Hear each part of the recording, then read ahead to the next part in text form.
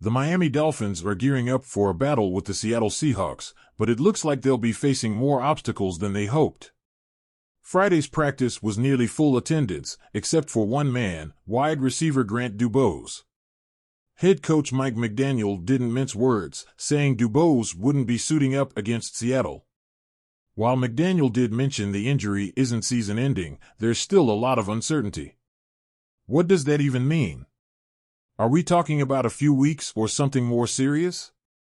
It's clear they're still gathering info, but the possibility of Dubose landing on injured reserve is looming, which could mean at least 4 weeks on the sidelines.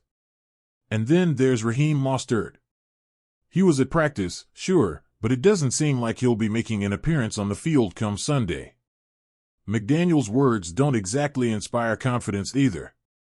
He's typically an optimistic guy, but when he says he's pessimistic about Mostert playing, that doesn't sound good at all. Mostert missed last week's game against the Buffalo Bills due to a chest injury, and it feels like this week might be no different. McDaniel did throw in a glimmer of hope by saying he can't totally rule it out, but let's be real, it's probably not happening. And what happens if Mostert doesn't suit up again? Where does that leave the Dolphins' running game? Now, let's talk about Malik Washington, the rookie wide receiver who's been battling a quad injury.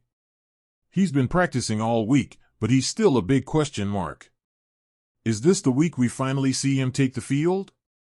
Will he be ready to make an impact?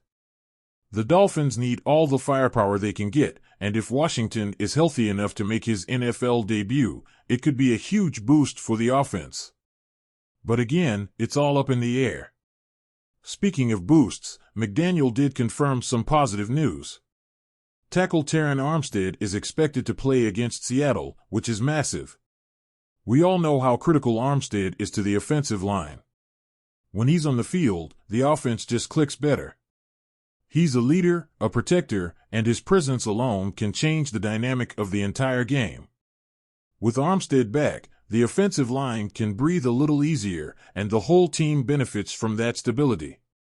And then, of course, there's the Tua Tagovailoa situation. Tua is still out, no surprises there, as he's on injured reserve following that brutal concussion against the Bills. He won't be back for at least 4 more games. McDaniel did say that Tua will be joining the team on the trip to Seattle, but let's be real, his presence on the sidelines doesn't change the fact that Skylar Thompson will be starting at quarterback. Thompson, who hasn't started a regular season game since Week 18 of last season, is now thrust into the spotlight. Can he handle it? Will he rise to the occasion? Dolphins fans have been here before. Uncertainty at quarterback is a road we've traveled way too often. Without Tua, and probably without Mostert, the Dolphins' offense is going to have to rely heavily on running back De'Von Achane. Achane's been solid, no doubt. He had 29 touches for 165 yards and a touchdown in last week's tough loss to the Bills. That's the kind of production Miami needs, especially if Mostert can't go. Achane's going to get another heavy workload, and this time it's against a tough Seattle defense. Can he handle it?